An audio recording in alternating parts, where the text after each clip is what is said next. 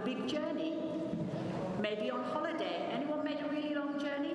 Becca, do you want to find out how long these journeys have been? Journey we've been on was probably Australia. That's a long journey. Yeah, some over here.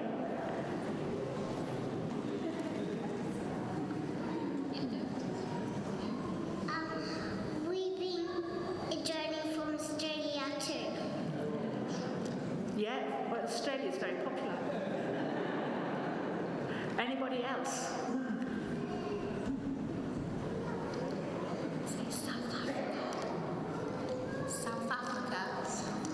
South Africa. Oh yes, because you went to visit Grandma, didn't you, in South Africa? That's right. Well, one more here.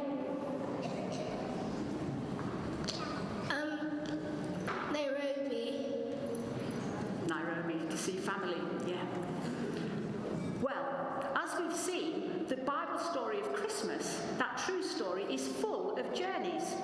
Mary and Joseph and the donkey travelled to Bethlehem. The angels came from heaven to visit the shepherds. The shepherds ran from their fields to the little town, and the wise men came from lands far away. They all said, "Let's go. We're going on a journey. It's going to be a big one."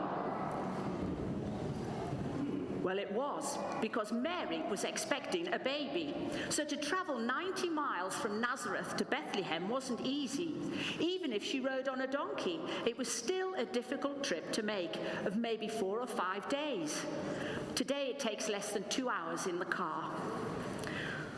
Well, the wise men, they probably travelled for months to reach Bethlehem, a camel journey through the desert wilderness. Has anyone here ridden a camel? Oh, wow. Loads of people. What's it like? Bumpy, right. So they had a bumpy journey of months. In the Christmas story, everyone is on the move. And even nasty King Herod, well, he wanted to make a journey to find Jesus.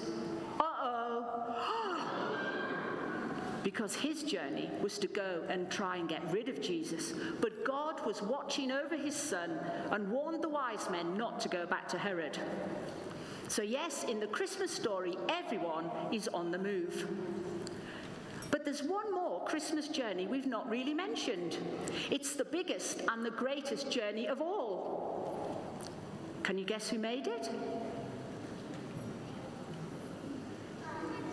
And the answer is always Jesus.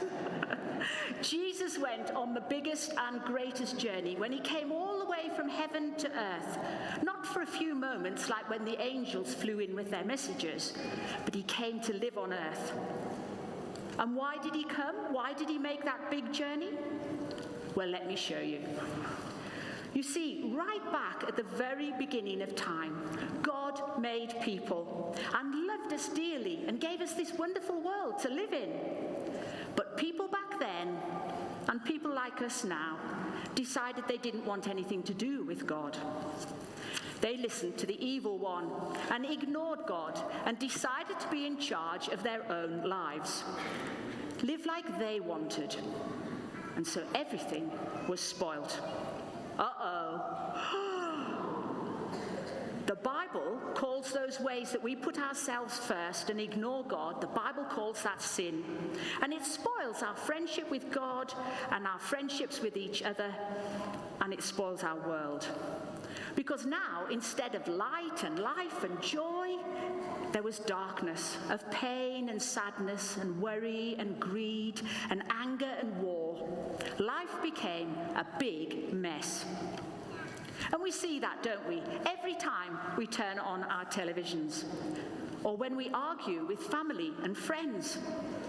A big mess that has spoilt everything, but most of all, spoilt the relationship, the friendship between God and humans.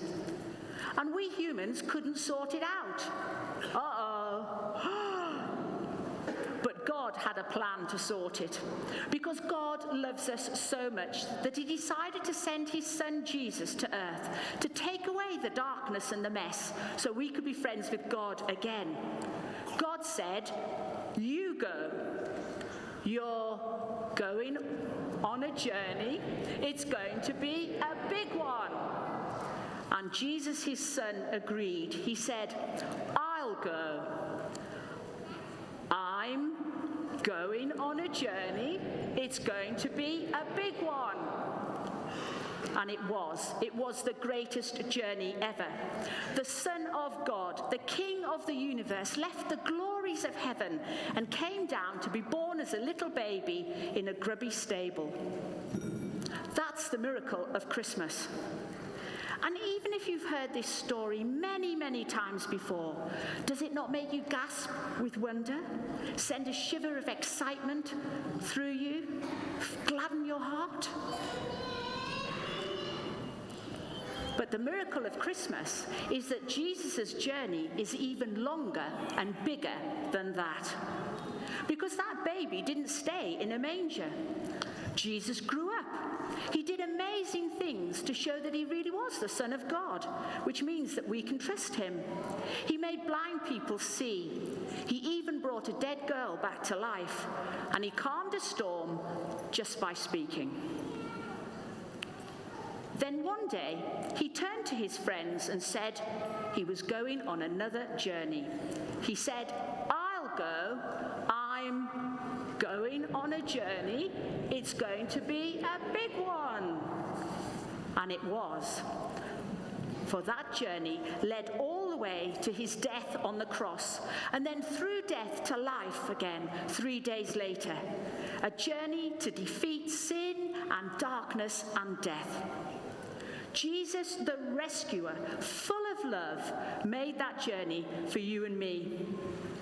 That was the way to save us, to sort out the mess and make right our friendship with God.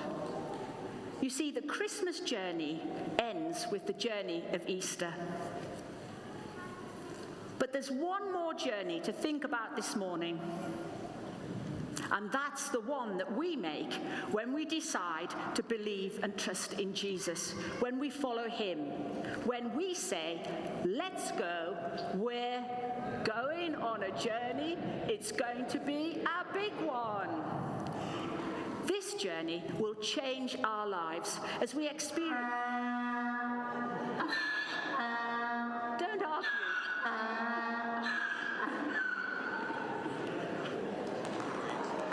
Argue?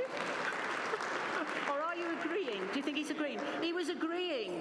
He was agreeing with me. But this journey will change our lives. It will change our lives as we experience the love and forgiveness and joy that Jesus brings. And the journey carries on all the way through our life, and even after we die, when we go to be with Jesus forever. Well, maybe you're already on that journey, well on that journey as a follower of Jesus. Or perhaps you haven't even started yet because you don't know much about him. Well, if you'd like to know more, such as how Jesus really does take away the mess and the darkness, then we've some sessions called Alpha, which are running here on a Thursday evening with a meal starting in January. And you can come along and bring all your questions. It isn't a hard sell. You just come and ask us the questions, and we'll look at everything together. Well, if you think that's for you, come and have a chat with me or with Richard or Becca at the end. We'd love for you to come along, and we can tell you more about Jesus the Rescuer. But wherever we are in this journey, wherever we are in our trust with Jesus, one last time, nice and loud, let's go. We're going on a journey. It's going to be a big one. And it will transform our lives forever, now and forever. Happy Christmas.